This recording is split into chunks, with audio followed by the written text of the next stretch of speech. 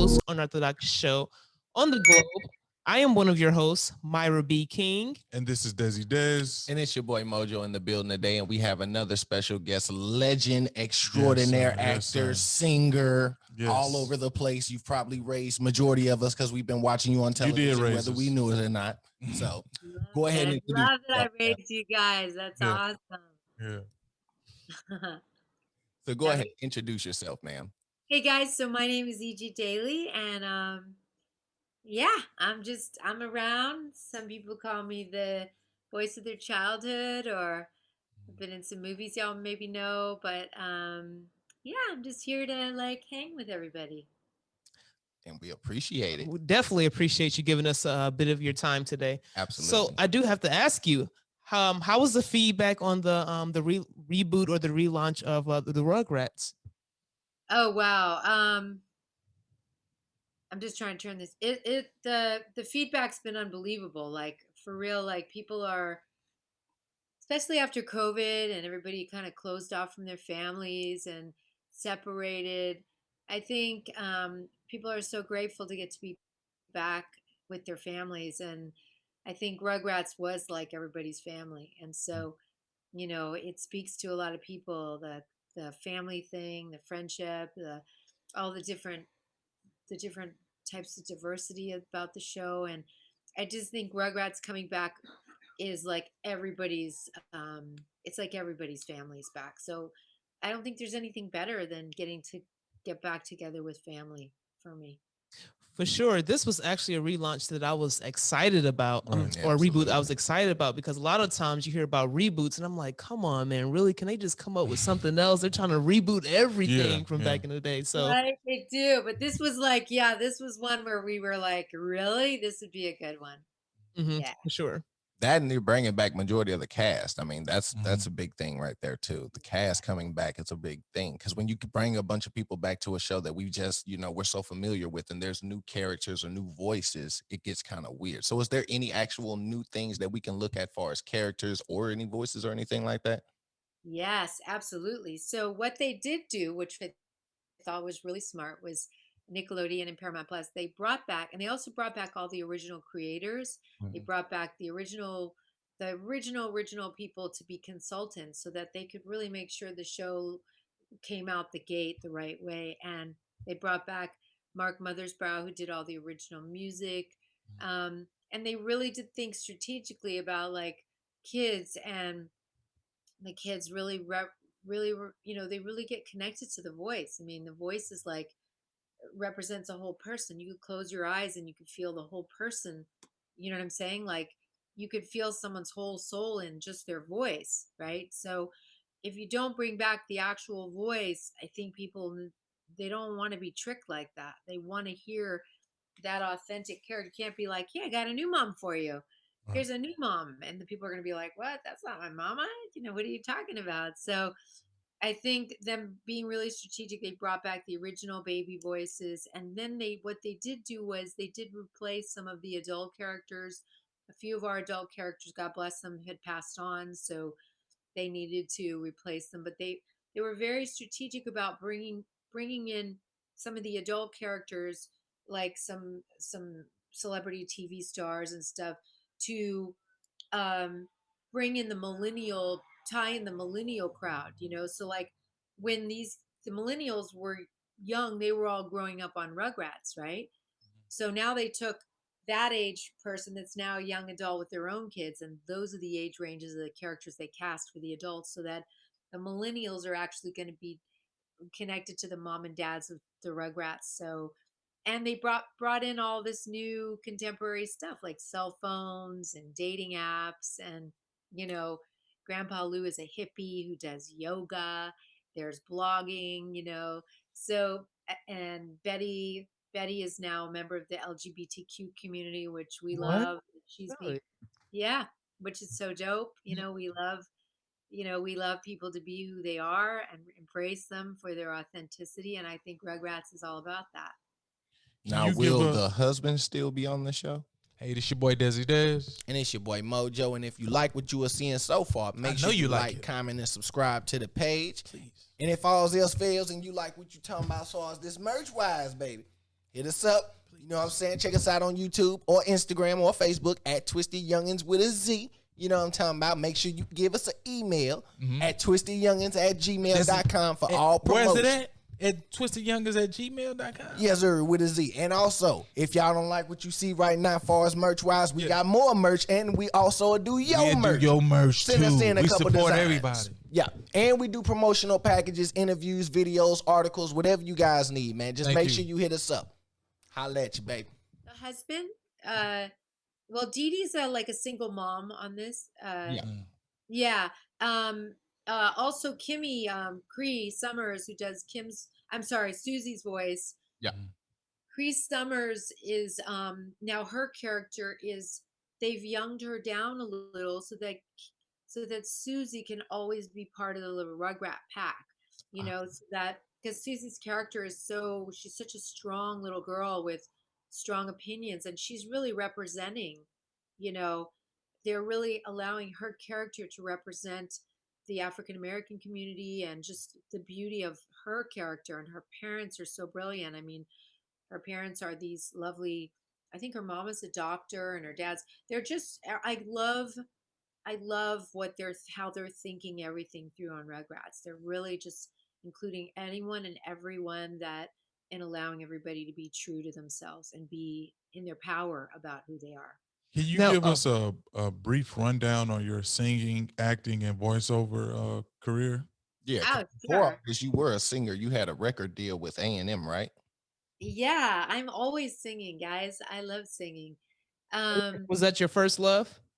I think it was because it was the thing where like acting as a little girl, they were always trying to tell me how to be, you know, how to act, how to be super nice to someone, even if I didn't like them. To me, I wasn't comfortable with that. I was like, I need to be like, I don't like that person. I'm not going to pretend. You know what I'm saying? I wanted to be authentic, but singing was something that I could do in my room and I could just feel it and nobody could tell me I could or couldn't sing or, you know what I mean? I could just do it anywhere. But yeah, I've had a big music career. I've had, you know, #1 dance records all over the world. And I've released several records and I produced several records. And if you go on egdaily.com, but also my YouTube page is egdaily YouTube page. But I just constantly release new songs and new videos. Still till today during COVID, I released 3 different songs. I did a couple of covers. I did a Billie Eilish cover of When the Party's Over with a video that I'm really proud of. So yeah, singing is a big part of my voice work. You know, it's all tied into the voice again. The voice is such a big deal. Can you give us a rundown on what all you have done for as voiceovers and acting? Voiceover, I mean, I've done like the Jungle Cubs. I was Bagheera. I did Quack Pack. I've done Huey, Dewey, Louie. I was Louie. I've done the Powerpuff Girls. I'm Buttercup on the Powerpuff Girls. Yeah. Oh, yeah. Say Buttercup. Yeah. That raised me too. What's that? I said that raised me too. Absolutely. Right on. I love that. I did. I also did Babe and Babe 2. The little piggy in Babe. That sounds so derogatory, but not meant at all. Like the little piggy that I was Babe the pig. I'm so proud of that voice. And I also was the penguin in Happy Feet, the baby penguin who then turns into Elijah Wood. Elijah Wood does that character as he gets bigger. So I got to do the lead character for Happy Feet in both 1 and 2. I worked on both of those, but so yeah, it's just been an incredible journey. Lots and lots of different voices and characters, and I can't even remember some of them because to be clear, when I say you raised us, you were also Bam Bam in the Flintstones in the live action film, correct? Yeah, I was actually. I did Bam Bam, and I also did Froggy and the little Rascals. He's sort of like Wow. Yeah, the Little Rascals. When they did the live action, I went in and redid that kid's voice because it's hard for a kid to go, "What's the high side, Petey?" Like it hurts. How was making music in the 80s and traveling and being on tour, just being in that whole aura, like and I say that to say that respectfully because like a lot of people aren't even around to talk about it. You know what I mean? Like they're passed on, moved, you know, on. So 80s was a special stamp in music. Yeah, 80s is really cool. Um, it was awesome. I mean, it was awesome. I did a lot of, as a matter of fact, I did a lot of those records. Like I was on the Scarface soundtrack. I did a couple songs on that. I worked with Giorgio Moroder, who worked with all the Donna Summer hits. Giorgio did, and I was like their young. I was only like maybe 15 or 16, and I was up at that studio when he was producing Donna Summer, who was just unbelievable. One of my favorite artists ever. She's so dope and such an incredible woman she was too. But I was really lucky. I kind of fell into the right. I was like this little ruffian girl who sort of was raised in West Hollywood, but I just lived up on the Sunset Strip and had bands as young as 14 and 15. And so somehow I fell into this niche of working with like these great producers. They saw me and they were like, "Who's this little girl?"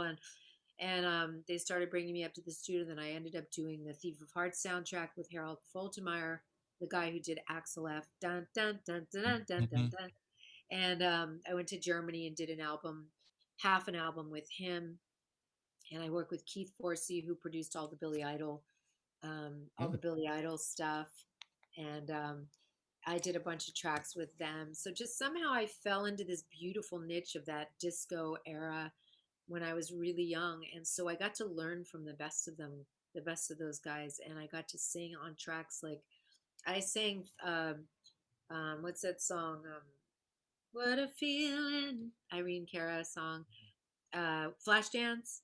Flashdance was like an incredible, booming, iconic movie with killer songs. And I think I cut the demos on that song. Like What a Feeling was she's a lady. It was like lady instead of was a feeling they changed the lyrics. But I mean I sang that track when it was in demo form and it wasn't even final lyrics, but it was amazing. The 80s stuff was amazing. How did you know your voice was even capable of bringing out all those characters? In cartoons, you know, when I was a little girl, I used to do voices. I used to walk around and just imitate sounds. I love to make like water sounds, like make like little water dripping down, or you know, I did all kinds of weird little sounds and things with my face and my mouth. So I just naturally had a thing for like listening to sounds and imitating people's voices and imitating children. Like children, they sort of talk like this, but not everything is exactly right. Everything is very strange in their patterns. Which is so cute. And dialects and accents. I just had an affinity for all that stuff. So I think I just like always did it. And I always tell people like pay attention to the little things you do when you're a kid, because those are the things that could be the goose that laid the golden egg later. Some kids' parents try to steer them into like, no, we have to be doctors, we have to be lawyers, we're a family of lawyers, we have to be this, we have to be that. And I didn't really have that. My parents were like these French Tunisian North African Jews who came out here, and they didn't have a college background. They didn't have education. My parents got married at like 16, 17 years old. They just really roughed it, living like really in a trailer at one point. So I think because I didn't have that kind of upbringing where I had to be something, I didn't have that. So I think it freed me up to be what I was. I was free to explore with what I was, and nobody told me you can't do it. Like my mom and dad were just like, you know, they would go. Mom would go to a yard sale and get all kinds of crazy instruments and throw them in the house, whether they were broken or not. We just all picked it up and start learning to play it. So I think um, I just think voice just happened, and nobody told me I couldn't. I never grew up saying like, I'm going to be a famous cartoon though. I just was always singing, always using my voice, always acting. Um, and then one day, like the voice thing just sort of happened on a fluke. I did a play, and in the play I had to I had to go from an infant to a baby girl to a 6-year-old to a 10-year-old. It was about a female wrestler. It was called Tansy. And each round of the wrestling, I aged up. So I went from a baby, and it became really successful, this play. And the only reason why I did the play was because I was jonesing to sing. I was really wanting to sing, and I didn't have the money to put together a band. So I was like, some guy called me. He said, we have this play that was on Broadway starring Deborah Harry. And I was like, what? And they said, we need someone little, physically fit, who can sing to star in this play. And I was like, do I get to sing? And they're like, yeah. So I was like, I'm in. I was in because I just wanted to be singing. And then I had to learn how to train to be a female wrestler. And then I thought, oh my God, I'm going to hurt myself with this play. But I kept pushing through. And then the next thing you know, the play became really successful. I ended up winning all these awards. I got a massive record deal. I fell in love. And I got a voice agent, all one little play that I said yes to. And then the next thing you know, my career just like took off with the voice agent said, you really are able to mess around with your voice beautifully. You should try it. And the first thing I went up for this audition was for a little boy character, my first cartoon audition ever. And it was a little boy, and he showed me a little claymation. And I thought, that sounds like the voice I've been doing my whole life, which was like, oh, baby's got to do, what a baby's got to do. That was the voice. And then that was Tommy Pickles. So I booked that job that day. My first audition for a cartoon, and then it just took off. Wow. That's beautiful. That's great. Yeah. No, I meant to ask you about when you were on your music journey. Now you also work with John Jelly Bean and Stephen Bray, right? Yeah, Jelly Top Bean. Madonna Sure. collaborators and everything. Yeah. How is it working with people like that? Right. Well, that was back in the day, and I remember that also happened on a fluke too. I had been sort of pocketed by Ron Weisner and I think de Blasio, the guys that managed Madonna back then. They sort of like were pocket looking out for me. I don't like being pocketed anything because I like to be the real thing. I learned from that experience, like, I don't want to be someone's pocket client. You know what I mean? That means like they're going to kind of watch you, but they're not really going to put their heart into you. So back then I was doing that. It was before I learned I'm not down for being a pocket client for anyone because I'm a dope artist. I consider myself a real artist. But back then, I kind of knew those guys in the Madonna realm, and I knew a little bit about Stephen Bray, and I didn't really know Jelly Bean firsthand, but I had a manager named Billy Gerber who's gone on to be like an executive for major studios, and Billy Gerber and Lori Rodkin, who's a really famous jewelry designer now. She was a manager back then for people like for people like Sarah Jessica Parker and Robert Downey. And I worked with her and Billy. They were partners. So they were repping all of us at one point. And Billy, my manager, said, we're going to go to a party over at, I think it was either Lori's house or Lori Rodkin's or somebody's house. And at that party, just a little house party, not a big raving party, but at that party, Jelly Bean was there. And my manager was so good. He was like, I want to introduce you to Jelly Bean Benitez, who produced Madonna stuff. And I had already got my record deal, and we were just about to start recording my record. And so my manager, this is a good manager, he was like, Jelly Bean, meet E.G. She's just about to start a record. You guys should do a track. And Jelly Bean's like, cool, let's do it. It was that simple. And then we ended up, I actually dated him back then too. I met him that night. That's how things happen too. I met him that night. We agreed to work together, and we ended up dating, and he's a sweetheart.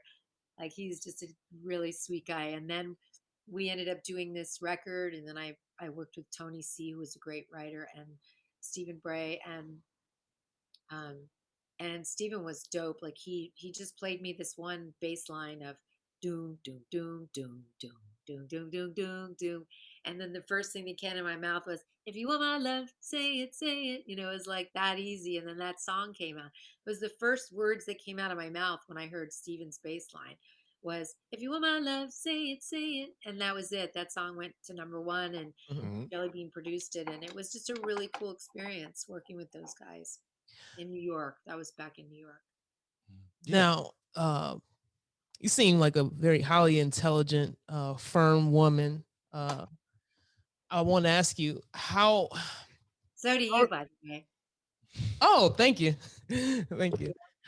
how are how are you able to stay mentally sane by balancing and starting off, especially like in the music, doing the acting, uh the business, and like earlier on, like experiencing tragic in your own situations, like how does a person stay mentally sane going through all of that? That's I a know really it just wasn't a walk and a cakewalk. no, that's a really beautiful question. So thank you.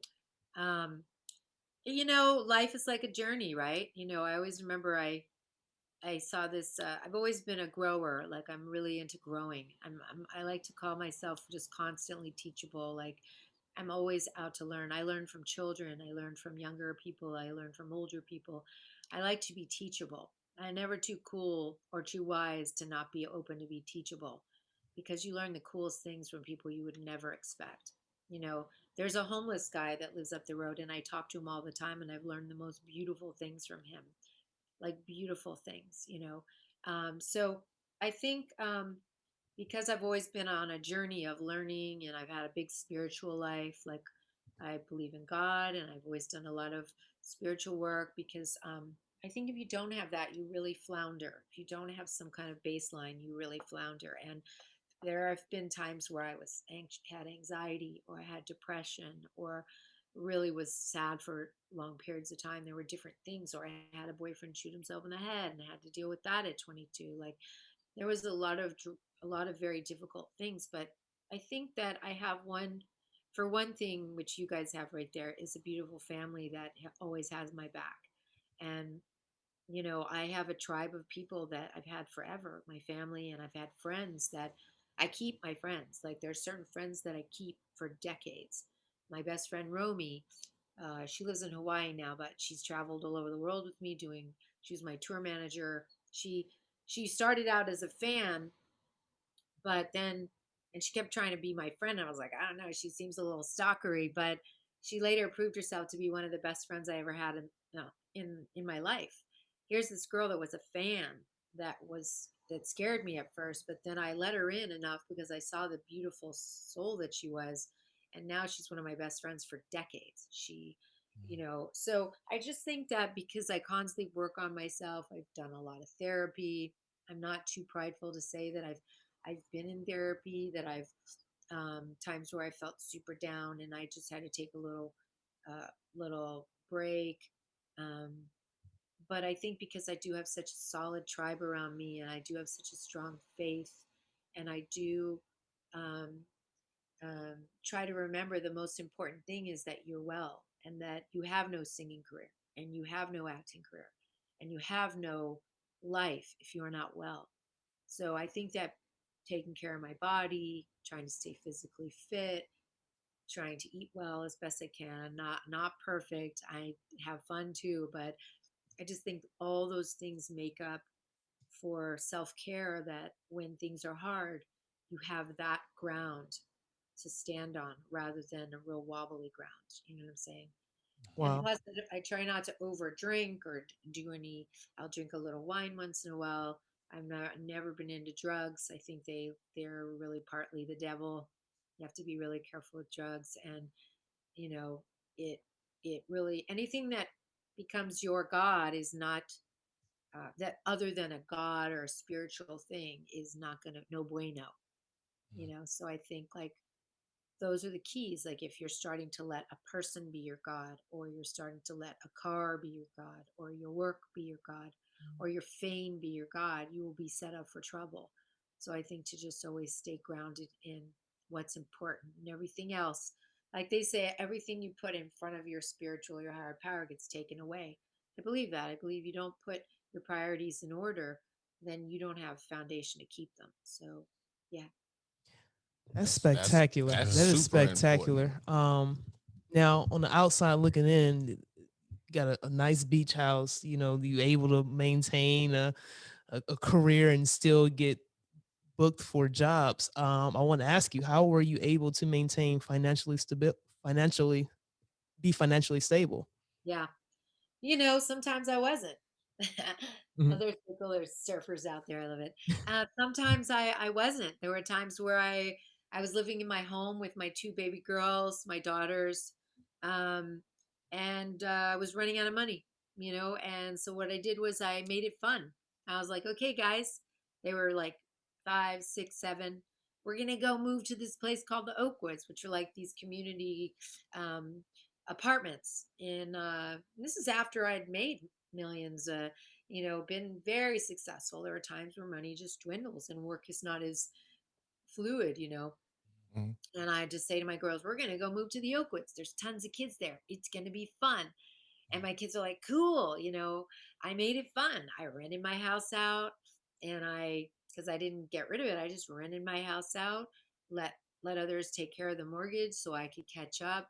Went to go live at a place, found that it was quite beautiful and sweet. And I really like the sense of community that comes with living in a complex or house. And my kids were raised in a big house in the hills, so they didn't get that.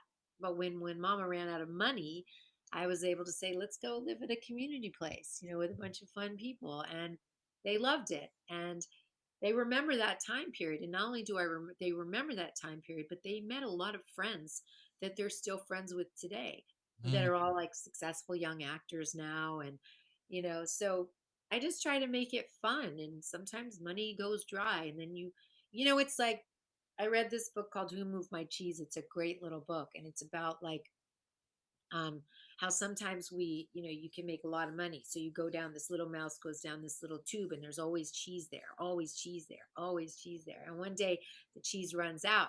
And some people will keep going to that same cheese tube, like, where's the cheese? There was always cheese. There was always cheese. Where's the cheese? And they start freaking out. They start getting angry. And they start getting crazy. And they start doing drugs. And they start whatever goes on, as opposed to the little mouse that goes, oh, okay, well, there's no cheese there anymore. Time to change it up, trying to try something new.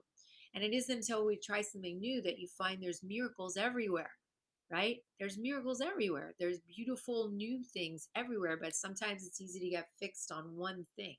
So I try to always say, okay, music's not happening today. Okay, I'll go try and do some acting. Okay, acting's not happening today. I'll go do some voice work. Oh, voice work's not happening. I'm going to put together a live show and go sing again. I just try to keeping it fresh. Yeah. And that's beautiful. Thank you. Yeah. I love to hear that, man. Like I say, a lot of actors, I ain't gonna say a lot of actors, but I feel like a lot of up and coming entertainers, period, need to hear this. Because like you said, if you don't have anything to rely on, you're just gonna fall under pressure. Because at some point in time, if you're in the spotlight for that long, like you have been, you're gonna be in some type of pressure. And what you've built yourself upon is what you're going to be able to act off of. So, yeah, I believe that, that's beautiful for a lot of people to hear coming from someone who's been in that same position. Thank you. Yeah, it's important. It's important. You're very humble. You can really spot it. You can spot it in people's faces when their light is out, when they're not connected to something bigger. You guys okay? Yeah. Yep. Yep. You know what I'm saying? You can really spot it in people when their light's down. And usually if their light is out, it's because they're not connected to something bigger. They're trying so hard to make everything happen all by themselves, and they're getting angry and they're getting frustrated. Nothing comes from that place. Things come when you're having a good day. I meet the coolest people when I'm just happy and walking at the market, and then I run into the coolest person that ends up changing my life, because it's all about your energy. And if your energy is trying so hard to grab something, there's a tightness around you that doesn't let in anything beautiful. Wow, that's a great interview. I do have. You all have anything else? How old are you guys? I want to know how old the kids are. I'm 30. I shouldn't say kids. 32. 30, and 32. Yeah. Yep. You guys are beautiful. You're just. Oh, thank you. Thank We you. appreciate it. My daughters are 25 and 22. Are they nice? Are Nice they actors too? Yeah, my 25-year-old daughter Hunter, she goes by the Hunter Daily on Insta. If you guys want to check her out, she's beautiful. She's an amazing singer-songwriter. She's on a label. She's cutting a record right now. Send us her info. Absolutely. Send us her info. Yeah. And my other daughter Tyson is she goes by I Am Not Mike Tyson. Real into she's kind of a social media girl, and she's just real into fashion and makeup and skincare. It's really cool. That's nice. beautiful. Before we get out of here, I do want to go back to the Rugrats. You were saying something earlier about what was the name of the character? Basically, giving the character the freedom to appeal to African American audience? Susie. Susie. Susie. Okay. Yeah. What strategies have changed for when it first came out versus to them doing that now? How did they re-strategize to say, hey, let's massage this demographic a little bit more? And how Well, can we do that? I think that Susie always was a really strong Mhm. little representer of the community.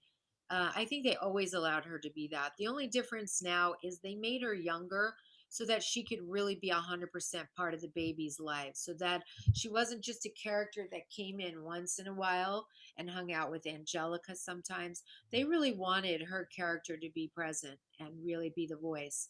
And I think it's a really beautiful, important thing for that character to stand out like she is now. She's like, just as there's the five of them. There's Susie, Angelica, Phil, Lil, Tommy. There's six of us, and Chucky. And I just think that character, um, being younger, she's just going to be right in the middle of all the adventures now. She's not just sometimes. She's all going to be all up in the stuff, representing, you know, in I such a can't wait. I got a 1-year-old, so I can't wait. Yeah, that's beautiful. Before we get out of here, I do want you to know I'm gonna be 100% honest with you. I've not been looking into the Rugrats. I knew about the reboot and everything. Yeah. I heard your song on, I believe it was Shake It Off, Shake It Up. I heard Shake It Up on Grand Theft Auto, and I looked it up and popped up, and I was like, wow, well, this woman here. That's really cool. I love that. Yeah, that was really cool. I had no idea when I did that. They were like, oh, we're going to use your song for Grand Theft Auto. I'm like, oh, cool. You know, it's always a surprise. So cool.